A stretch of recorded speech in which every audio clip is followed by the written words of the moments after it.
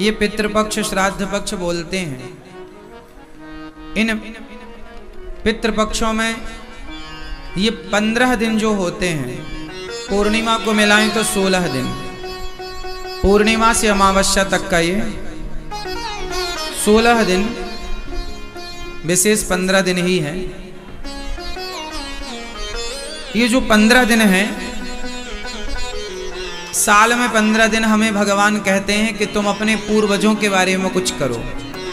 अब ये पितृपक्ष क्या है, ये पितृलोक क्या है, ये पितर कौन है, बहुत लोगों को कन्फ्यूजन होती है। ये जो 15 दिन हैं, ये 15 दिन केवल पितरों के लिए हैं। अब ये पितर कौन है, आओ समझते हैं। जब हमारे पिता, दादा, परदादा, जब आपके घर में किसी की मृत्यु होती है, ऐसा समझो, तो यदि उस व्यक्ति ने पुण्य किया है, जिसकी मृत्यु हुई है, यदि उसने पूरा पुण्य किया है तो उसका तो हो जाता है मोक्ष। यदि वो मोक्ष का अधिकारी है तो मोक्ष हो गया। स्वर्ग का अधिकारी है, ज्यादा पुण्यात्मा है तो स्वर्ग चला गया, स्वर्ग चला गया या मोक्ष हो गया, जन्म मृत्यु से खत्म, छुट्टी।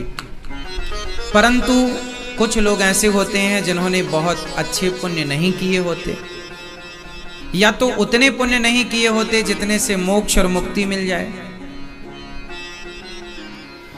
तो जब वो लोग मरते हैं तो यमराज जी हिसाब करते समय कहते हैं कि आपके पुण्य तो हैं, पर उतने पुण्य नहीं कि आपको स्वर्ग मिल जाए या मोक्ष हो जाए। तो वो जीवात्मा बोलता है कि हे यमराज, अब मैं क्या करूं? तो बोले आप तब तक पितृलोक में जाओ। पितृलोक जैसे स्वर्ग लोक है, ब्रह्मलोक है, सत्यलोक है, ऐसे ही पितृलोक है। ऐसे ही कौन सा लोक है? पितृलोक में आपके उस सज्जन को जो अभी यहां से मृत हुए हैं, उनको भेज दिया जाता है, जाओ पितृलोक जाओ। अब वो पितृलोक चले जाते हैं, वहां क्या करते हैं?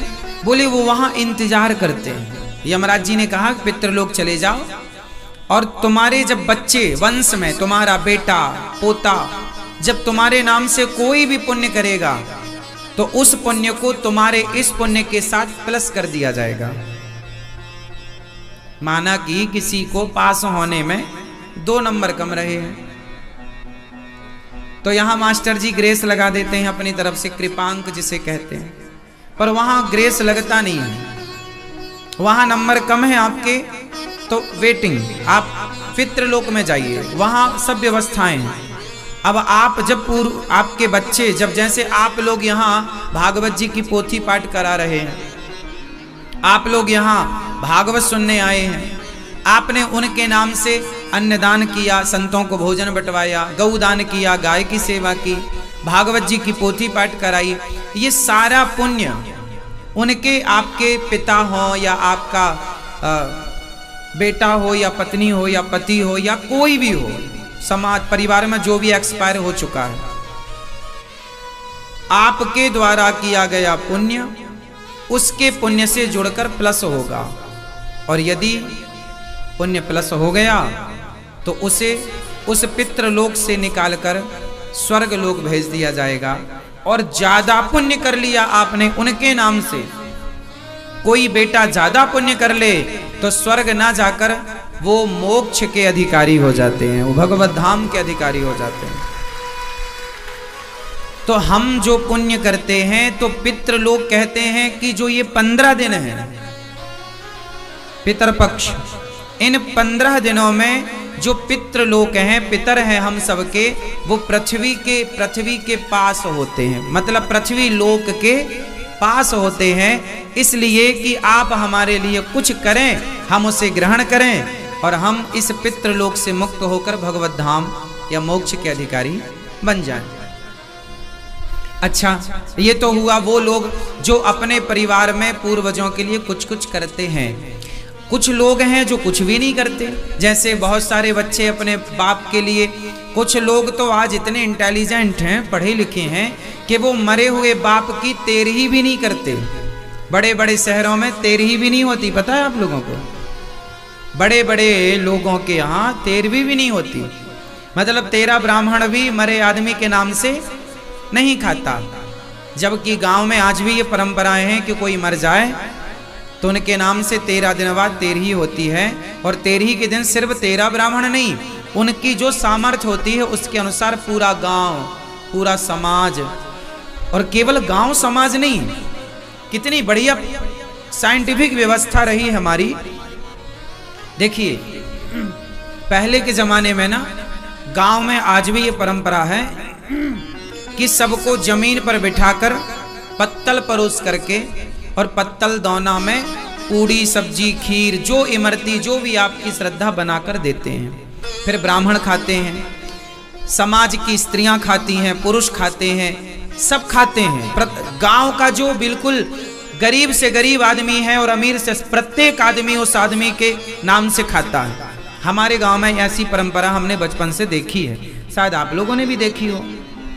समाज जिसे कहते हैं झारा निमंत्रण, झारा मतलब पूरा गांव, गांव में किसी के घर चूल्हा नहीं जलेगा, सब झारा बोलते हैं, समझते हैं?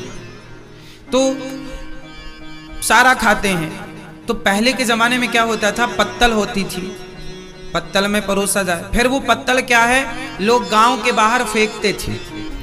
तो पहले ये नियम था कि जब आदमी तेरही खाता है तो आप भी कभी किसी की तेरही खाने जाओ तो कहते हैं कि थाली में अन्न छोड़ना नहीं चाहिए, ऐसा हम सब कहते हैं और सुनते हैं, पर तेरही खाओ किसी की तो थाली में कुछ छोड़ना चाहिए। तेरही खाओ किसी की तो थाली, अब देखो ये बात तब कही जाती थी जब पत्तल का जमाना था। अब पत्तल का जमाना क्या था और उसका साइंटिफिक रीजन क्या था वो मैं समझाता हूं। अब थाली के जमाने पर आप मत छोड़िएगा, क्यों?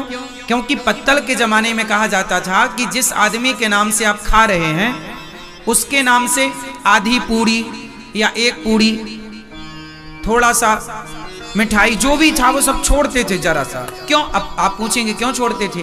क्योंकि पत्तल सारी उठाकर पहले किनारे फेंकी जाती थी गांव के बाहर, तो उस पत्तल पर जो भी रहता था उस गांव के सारे कुत्ते, उस गांव की जो भटकती रहती गाय, वो गाय, कुत्ता, कौवा, जीव जंतु, मतलब उस गांव के प्रत्येक जीव, गांव के प्रत्येक आदमी को नहीं मिलता खाना उस आदमी के नाम से, गांव के प्रत्येक जीव जंतुओं को मिलता है उस आदमी के नाम से खाना। तब उसे कहते हैं तेरही, उसे बोलते हैं तेरहवीं, जो मृत्यु के अग्नि संस्कार के 13 दिन बाद होती है। तो जब आपके नाम से चिड़िया खाए, कौआ खाए और गाय खाए, कुत्ता खाए, आदमी खाए, भूखा खाए, संत खाए, ब्राह्मण खाए, जब सब खाएगा तो सबकी दुआएं आशीर्वाद मिलेंगी, और उस दुआ को, उस आशीर्वाद को, उस पुण्य को भी प्लस किया जाता है। यदि उस पुण्य से आप मोक्ष के अधिकारी हो पाए, मुक्ति के अधिकारी हो पाए, तो उतने से मुक्ति हो जाती। पर उतना करने के बाद भी किसी की मुक्ति ना हो, तब फिर श्रीमद् भागवत की कथा उस जीव के नाम से भागवत जी की पोथी पाठ कराना चाहिए। ये 15 दिन जो हैं, आप तो साल भर में कभी भी करो कुछ भी पुण्य, सब कुछ प्राप्त होगा।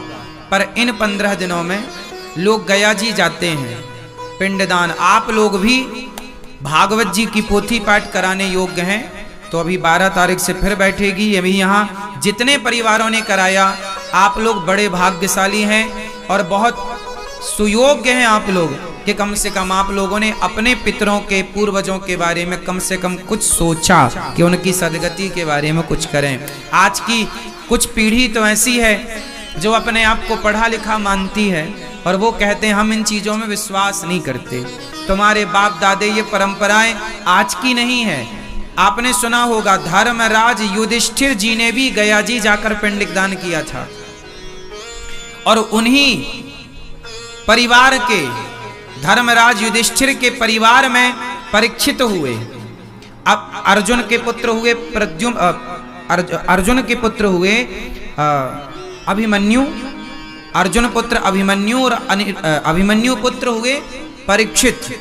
परीक्षित जी भी पांडवों के वंश से हैं और परीक्षित जी की घटना ये भी उसी जमाने की है। परीक्षित जी ने भी भागवत सुनी, हाँ या ना? परीक्षित जी ने भागवत सुनी, आप सब जानते हैं।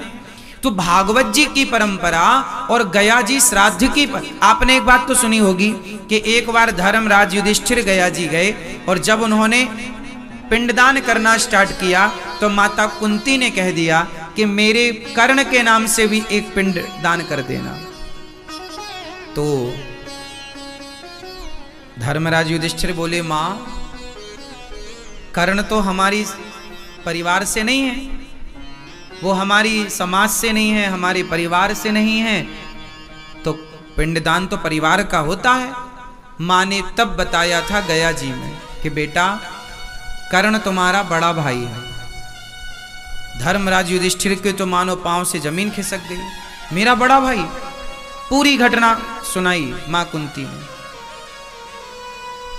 चूंकि वो कुंवारे में हो गया पुत्र, उसे पानी में बहाना पड़ा, मैं जानती थी पर समाज के अपयस के कारण मैंने बताया नहीं। पर वो तुम्हारा बड़ा भाई है, तुम 6 भाई हो। अब तो धर्मराज युधिष्ठिर रोने लगे कि हमसे बड़ा पाप हो गया, हम लोगों ने अपने भाई की हत्या कर दी, अपने भाई को मार डाला, कर्ण को मार डाला अर्जुन ने। पर अर्जुन को उस समय पता नहीं था। अब तो माता कुंती पर गुस्सा हो गए धर्मराज युधिष्ठिर, मां आप मेरी मां हो पर आपने गलत किया, पता था तो पहले क्यों नहीं बताया? तो फिर अभी भी बताने की क्या जरूरत थी? हम अज्ञान में जीते रहते। बताया है तो जाओ, हम आपको श्राप देते हैं कि आज के बाद आप स्त्रियों के मन में अंदर कोई भी बात टिकेगी नहीं। तो धर्मराज युधिष्ठिर ने माता कुंती को श्राप दे दिया कि कोई भी भेद की बात, मर्म की बात आप पचा ना पाओगी आज के बाद। तब से ये श्राप है। फिर धर्मराज युधिष्ठिर ने कर्ण के नाम से पिंडदान दिया, पिंडदान किया। तो गया जी की जो महिमा है वो उस जमाने से है, द्वापर से, भगवान श्री कृष्ण के जमाने से है। और तो सब ठीक है। एक घटना और सुनी होगी आपने, जब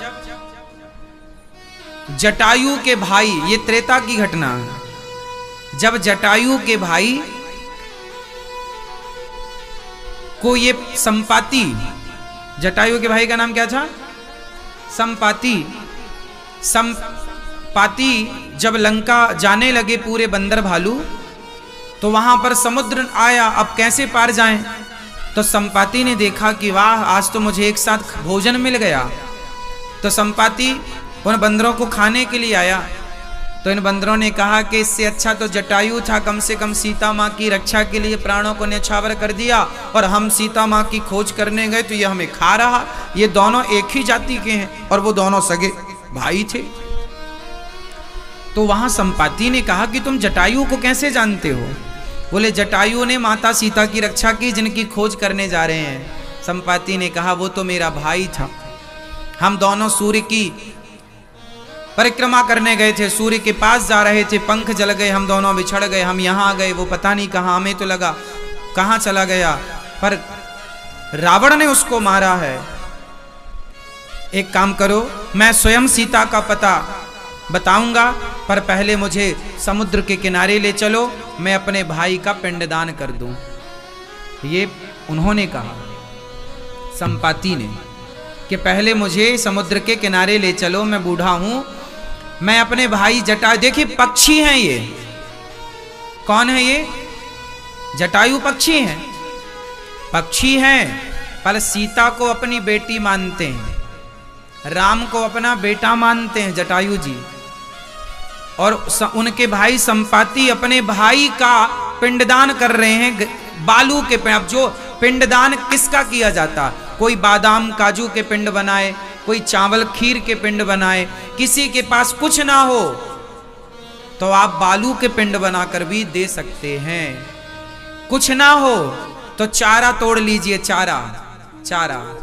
चारा तोड़ करके चारे का गोला बनाइए और पितरों से कहिए दक्षिण दिशा की तरफ मुंह करके, हे पितर देवता हम बड़े यदि आप इस लायक हैं, गरीब हैं, बिल्कुल गरीब हैं, तो हे पितर देवता हम आपको पिंड दान करने के योग्य नहीं, हम गया जी नहीं जा सकते, हम भागवत जी की पोथी नहीं करा सकते, हम गरीब हैं, हमसे ये खर्चा नहीं होगा, हमारे तो खाने को भी रोटी नहीं है। ये चारे का पिंड बना करके अपने पितरों की तरफ निवेदन करके प्रेम के अश्रु पितरों के नाम से बहाकर वो चारा अपने गाय को खिला दिया तो आपके उस पिंड दान को पितर स्वीकार कर लेते हैं।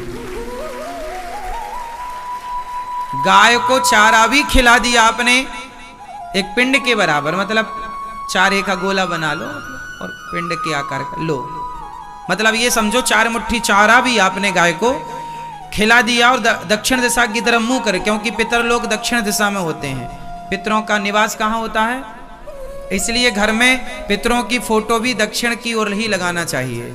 जो घर में दक्षिण की तरफ दीवार होती है, दक्षिण की तरफ, उस तरफ ही पितरों की फोटो, जो धरती पर नहीं है उनकी तस्वीर लगाना है तो दक्षिण की तरफ ही लगाई जाती, क्योंकि पितरों का वास दक्षिण, इसलिए दक्षिण की तरफ पांव करके कभी नहीं सोना चाहिए। इसलिए उत्तर की तरफ सिर करके सोने का मना होता, क्योंकि उत्तर की तरफ सिर करोगे तो अपने आप पांव दक्षिण की तरफ होंगे। इसलिए केवल मुर्दे को उत्तर की तरफ सिर करके जलाया जाता है, सिर्फ मुर्दे को किया जा, जब तक प्राण है तब तक उत्तर दिशा की तरफ सिर नहीं होता, दक्षिण की तरफ पांव नहीं होने चाहिए आपके सोने में। क्यों नहीं होने चाहिए, क्योंकि दक्षिण की तरफ आपके पितर लोग हैं, आपके पूर्वज हैं, अपने बाप दादों की तरफ पांव करके नहीं, उनकी तरफ सिर रख के प्रणाम करना चाहिए। हे पितर, हे पूर्वजों, हमारी सदगति हो, हमसे कोई अपराध बना हो तो क्षमा हो। में धर्म का निरूपण है, मनुष्य मात्र का धर्म क्या है, क्या करें कि जीवन में धर्म की प्राप्ति हो। धर्म कहाँ गया, धर्मः कम शरणम गतः।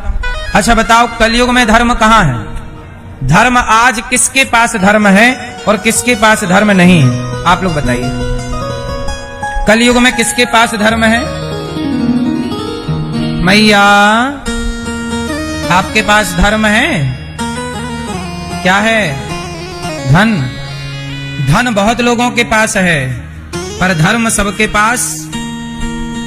धर्म किसके पास, आप में से कितने लोगों के पास धर्म है, हाथ उठाओ। क्या है आपके पास, क्या है, क्या है, धर्म है। क्यों मैया आपके पास धर्म है, क्या धर्म है आपके पास बेटा, आपके पास कौन सा धर्म है। पहले के लोग धर्म को बचाते थे, धन की कदर नहीं करते थे। आजकल लोग धन के लिए धर्म को बहा देते हैं। पहले धन जाए तो जाए, पर क्या ना जाए, क्या ना जाए, धर्म ना जाए। और आजकल तो लोग 5,000 रुपया में लोग अपना धर्म परिवर्तन कर लेते हैं, धर्मांतरण कर लेते हैं कि भैया 5,000 रुपया मिल रहे हैं। कुछ लोग जाते हैं और 5,000 रुपया में 2,000 रुपए में लोग अपना धर्मांतरण करा लेते हैं। बोलो हाँ, कितने लोग हिंदू से धर्मांतरण करा करा के क्या क्या बन गए। हमारे देश के वो लोग मर गए, मांस नोच लिया उनका, कहा कि धर्म परिवर्तन कर लो, छोड़ देंगे, कहा कि मार दो साहब, पर सनातनी है, जिए सनातन में है तो मरेंगे भी सनातन में। धर्म नहीं बदलेंगे। स्वधर्मे निधनम श्रेया पर धर्मो भयावह। किसी भी हाल में, किसी भी परिस्थिति में अपना धर्म नहीं छोड़ना चाहिए। आप अपना धर्म छोड़ दोगे तो फिर आपके पास रहेगा क्या, क्यों। सबसे बड़ी पूंजी क्या है, बोलो। नारी की पूंजी क्या है, धर्म। पुरुष की पूंजी क्या है, धर्म। पुरुष के पास क्या है, यदि धर्म नहीं है पुरुष के पास तो वो पुरुष कहाँ है। रावण के पास क्या नहीं था, बोलो। धर्म नहीं था और क्या था? धन। रावण के पास धन बहुत है, धन इतना है कि सोने की लंका है। रावण के पास धन बहुत है पर धर्म नहीं है। धर्म कैसे नहीं है? अरे किसी की औरत, किसी की स्त्री चुरा लेना, क्या यह धर्म था? तो रावण के पास धन है पर धर्म नहीं है, जबकि राम के पास धन नहीं है, घास की कुटिया पर रहते हैं, पर क्या है? धर्म है। रावण की बहन आई ऑफर लेकर सूर्पनखा कि राम आप बहुत सुंदर हैं, हमसे विवाह कर लो। ऑफर लेकर आई और राम ने उसकी तरफ देखा भी नहीं। तो ये राम का क्या है? पराई स्त्री को देखना, देखे भी ना, यही धर्म है। और पराई स्त्री को चुरा लेना, ये क्या है?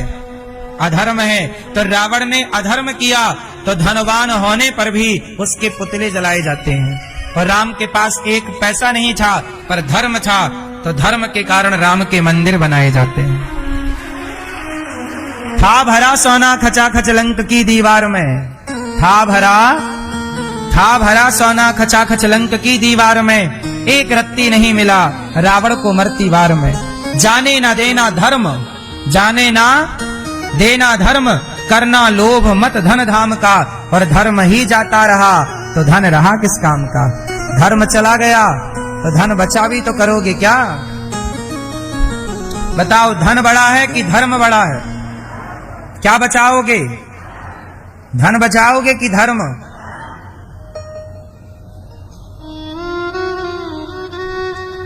गुरु गोविंद सिंह जी के 2 बेटों को खड़ा किया मुगलों ने और उनके आगे और पीछे दीवार लगा दी।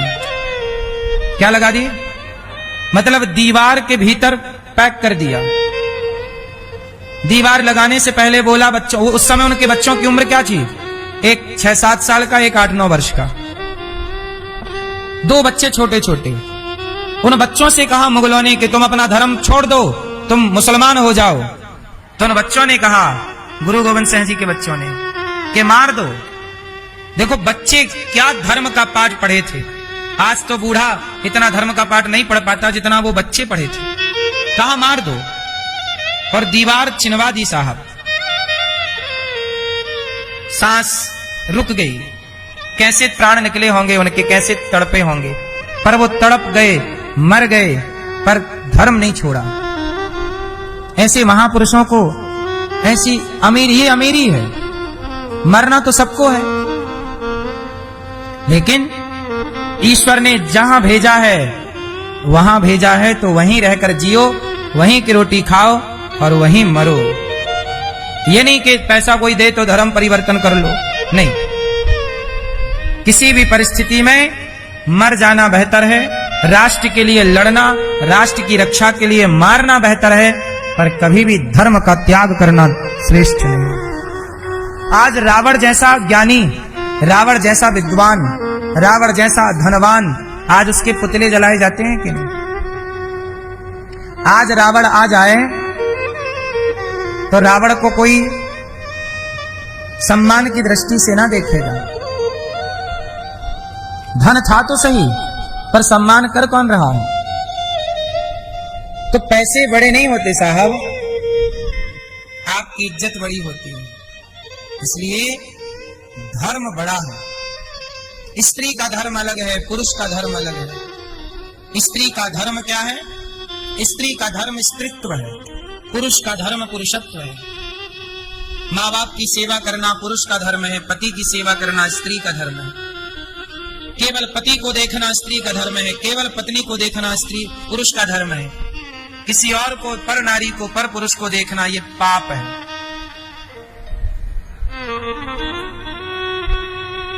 धर्म का पालन करते रहिएगा। मनुष्य का धर्म है सत्य बोलना। धर्म कहाँ है? जो सत्य बोलता है उसी के पास धर्म है। जो सच नहीं बोलता वो धर्मात्मा नहीं हो सकता।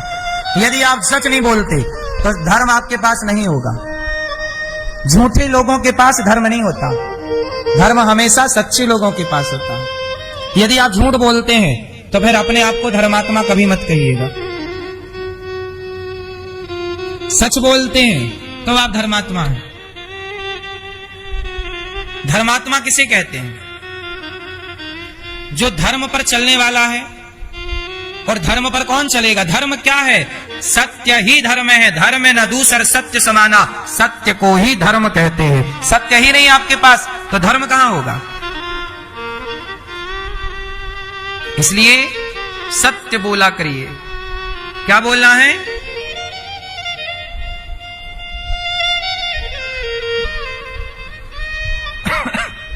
भगवान व्यास जी ने भगवान के 24 अवतारों का वर्णन किया है। कितने अवतार? 24 अवतार। नारायण, नारद, हरि, कपिल देव, श्री राम, हंस, हयग्रीव, मोहिनी, दत्तात्रेय, सुखधाम, नरसिंह, वामन, व्यास जी, ऋषभदेव, कौमार, यज्ञ पुरुष, धनवंतरी, बुद्ध, कल्कि अवतार, पृथुराजा, 12 पुनि, कृष्णचंद्र भगवान, परशुराम, मत्स्य, कमठ, पद्म पुराण प्रमाण। 24 अवतार। हर अवतार का एक हेतु है। भगवान को अवतार क्यों लेना पड़ता है? अवतार लेने का अर्थ होता है उतरना। ऊपर से नीचे आने को अवतार कहते हैं। ऊपर से नीचे आने को अवतार कहते हैं। किसके अवतार होते हैं? भगवान के। भगवान कौन है? भगवान कौन है? दादाजी, भगवान कौन है? हैं? कौन? सब बोलो, भगवान कौन? भगवान नारायण ही, भगवान श्रीमन नारायण ही भगवान है। वही नारायण जब प्रहलाद पर अत्याचार देखते हैं तो वही नारायण प्रहलाद के लिए नरसिंह बनकर के प्रकट हो जाते हैं। वही भगवान जब राजा बलि पर कृपा करना चाहते हैं तो वही भगवान नारायण राजा बलि के लिए वामन अवतार लेते हैं। क्या बनते हैं? वामन। वही भगवान जब समुद्र मंथन होता है और पहाड़ जब नीचे धंसने लगता है तो उस पहाड़ को अपनी पीठ पर थामने के लिए वही भगवान कछुआ बन जाते हैं, कच्छप। क्या बन जाते हैं? कच्छप अवतार, कछुआ। और वही भगवान जब समुद्र से मंथन हुआ और अमृत लेकर प्रकट होना पड़ा तो वही भगवान धनवंतरी बनकर के अमृत का कलश लेकर प्रकट होते हैं। और जब दैत्यों ने वो अमृत छीन लिया तो अमृत का बंटवारा करने के लिए वही नारायण सुंदर सा मोहिनी का अवतार ले लेते हैं। क्या बनते हैं? स्त्री। और मोहिनी बनकर के दैत्यों से वो अमृत का कलश छीन लेते हैं।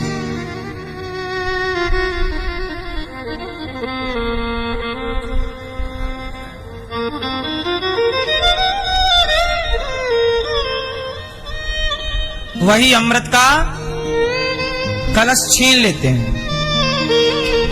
तो भगवान नारायण जरूरत पड़ी तो कच्छप बन गए, मोहिनी बन गए, धनवंतरी बन गए, नरसिंह बन गए, वामन बन गए। और जब जरूरत पड़ी मर्यादा की स्थापना करने के लिए वह नारायण मर्यादा पुरुषोत्तम राम बन करके प्रकट हो गए।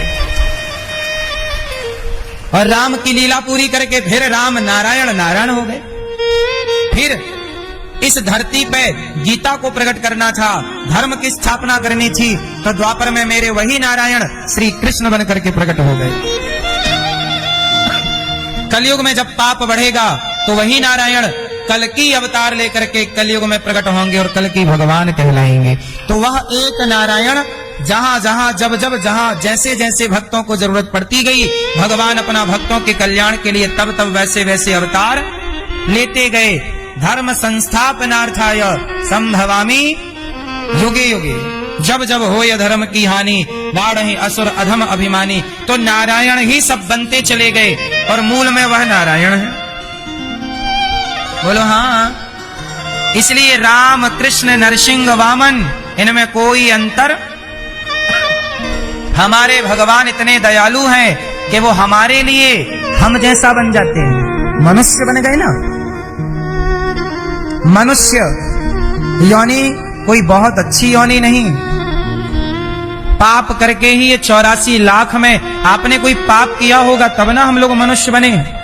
पाप ना होते तो हम मोक्ष को ना पा लेते। तो पाप से ही योनियां प्राप्त होती हैं। पर भगवान देखिए हम जैसे पापियों को पवित्र करने के लिए मनुष्य का शरीर धारण करते हैं। विप्रधेन सुर संतहिता लीन मनुज अवतार। बात समझ में आ रही है कि नहीं? अवतार लेकर के आए। अवतार मतलब ऊपर से नीचे उतरे, बैकुंठ से धरती पे आए, मृत्यु लोक में आए। वेद व्यास जी ने 17 पुराण लिखे, शांति नहीं मिली। तब जाकर के नारद जी ने कहा, एक दिन नारद जी आए, नारायण नारायण। वेद व्यास जी बैठे हैं। व्यास जी को उदास देखकर नारद जी ने कहा, महाराज आपने इतने पुराण लिखे। व्यास जी ने कहा, मैंने इतने पुराण लिखा, इतना कुछ किया, शांति नहीं। तब नारद जी ने कहा, नैष्कर्म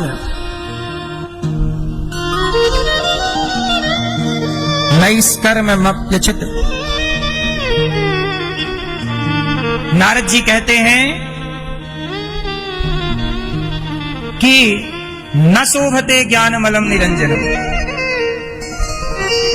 आपने कितने भी पुराण लिखे, कितना भी कुछ कहा, ज्ञान की बातें की, पर आपने अभी तक भक्ति का निरूपण नहीं किया। इसलिए न शोभते ज्ञानमलम निरंजनम। आपके ज्ञान की शोभा नहीं है। ज्ञानी की शोभा नहीं होती, भक्त की शोभा होती है। इसलिए ज्ञानी बड़ा नहीं, भक्त बड़ा। ज्ञानी को ज्ञान का घमंड होता है, इसलिए वो ज्ञानी श्रेष्ठ है जो ज्ञानी ज्ञान पाकर के भक्त हो जाए। यदि ज्ञानी ज्ञान पाकर भक्त नहीं हुआ, वो ज्ञान को केवल बघार रहा है, दूसरों का अपमान उस ज्ञान से किए जा रहा है, तो ऐसा ज्ञानी समाज में प्रतिष्ठित नहीं होगा, शोभा नहीं होगी ऐसे ज्ञानी की। इसलिए नमो भगवते तुभ्यं वासुदेवाय धीमहि प्रद्युम्नाय निरुद्धाय नमः संकर्षणाय च। नारद जी बोले, मैं दासी पुत्र था, संतों की कृपा हुई और संतों की कृपा होने से आज मैं दासी के पुत्र से ब्रह्मा का पुत्र बना हूं। ये कितनी बड़ी कृपा है। नारद जी नमस्कार कर रहे हैं, नमो भगवते तुभ्यं वासुदेवाय धीमहि।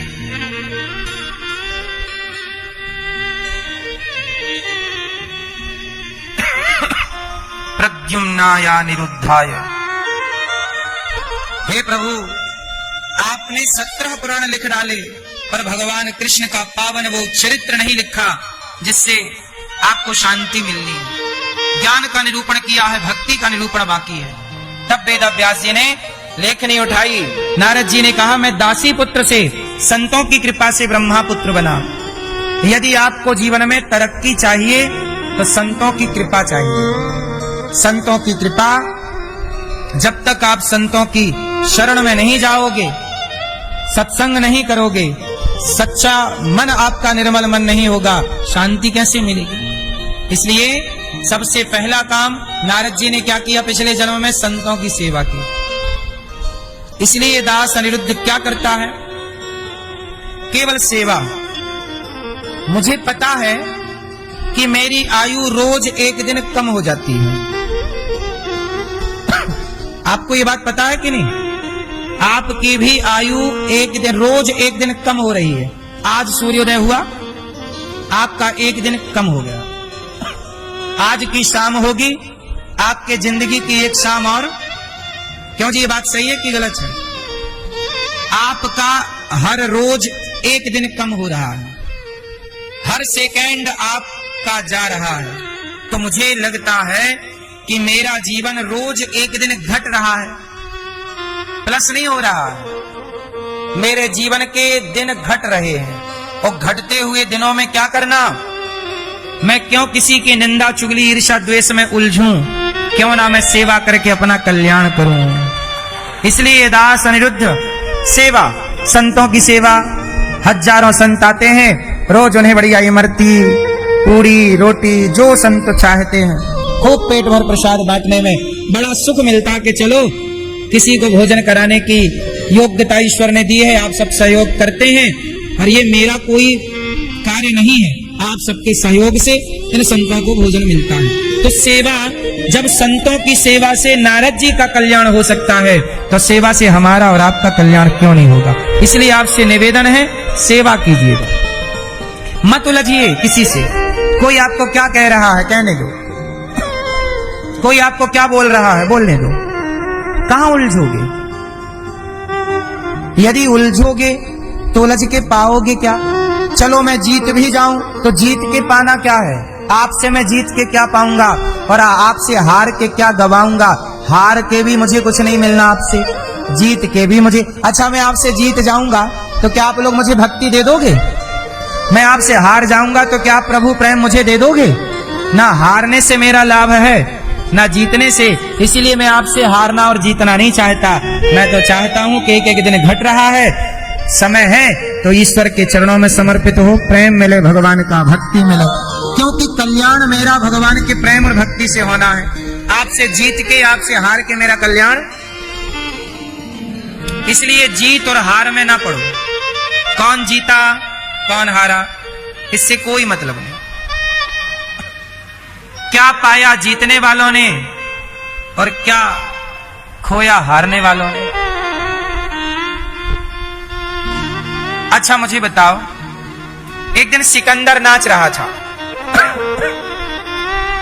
एक संत जी गुजरे, कहो भाई क्यों नाच रहे हो? सिकंदर बोला, मैं जीत गया, मैंने फलाने फलाने राजा को हरा दिया, मेरी सेना जीत गई। संत ने मुस्कुराते हुए बोला, अच्छा आप जीत गए? हाँ मैं जीत गया। बोले, इस जीत में खून कितना बहा? बोले, हजारों लोग मारे गए। बोले, हजारों लोग जब मारे गए तब तुम नाच रहे हो। हम प्रभु को याद करते हैं, तुमसे बढ़िया नाचते हैं, ईश्वर का धन्यवाद करते हैं। मीराबाई भी तो नाच रही है, पग घुंघरू बांध मीरा नाची रे। अब बताओ, मीरा ने कितनों को मार के नाच रही हैं वो? नाचने के लिए किसी को मारने की जरूरत नहीं है। नाचने के लिए, प्रसन्नता के लिए किसी का खून बहाने की जरूरत नहीं है। प्रसन्न होना है तो अपने को जीत लो, मारना है तो अपनी इच्छाओं को, अपने गंदे विचारों को मार डालो। जिस दिन आपके भीतर के निगेटिविटी, गलत थॉट मर गए, उस दिन आपकी जीत है। और जीत कर भी सिकंदर तूने क्या पाया? सिकंदर जब मरा तो सिकंदर के, जब लोग राम नाम सत्य है बोल के चले अर्थी पर, तो सिकंदर के दोनों हाथ पता है बाहर किए गए थे। सिकंदर ने बोला कि जब मैं मर जाऊं तो मेरे, उसको अक्कल आखिरी में आई, उसके दोनों हाथ बाहर किए गए उससे, अर्थी से। तो लोगों ने पूछा कि भाई सिकंदर के दोनों हाथ बाहर काहे किए जा रहे हैं, ये तो नियम नहीं है। भाई अर्थी जब जाती है तो मुर्दे के हाथ बाहर की तरफ नहीं होते, अंदर बंधे होते हैं, ढके होते हैं, पर ये सिकंदर के हाथ बाहर ऐसे लटक रहे हैं। तो दुनिया वालों को बताया कि सिकंदर ने मरने से पहले चिट्ठी लिखी है और कहा है कि दुनिया को पढ़वा देना कि याद रख सिकंदर के हौसले तो वाली थे, जब गया जमी से तो दोनों हाथ खाली थे। कि जब मरा तब देखो क्या बांध के ले गया सिकंदर के, क्या बांध के ले जाओगे तुम, कि क्या बांध के ले जाएंगे हम। इसलिए कमाना है तो यहां के लिए मत कमाओ, वहां के लिए कमाओ। यहां के लिए कमा के यहीं छोड़ना पड़ेगा, और वहां के लिए कमाओगे तो यहां से ले जा पाओगे। बताओ कौन सा पैसा ईश्वर के घर जाता है? उत्तर दो। हे पीली मैया, क्या पंचायत चालू हो गई? बताओ कौन सा पैसा ईश्वर के घर जाता है? कौन सी दौलत ईश्वर के घर जाती है ये बताओ मैया। कौन है? 500 का नोट?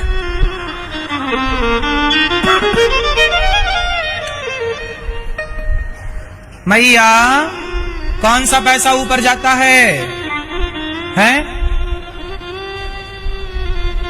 पायो जी मैंने राम रतन धन पायो।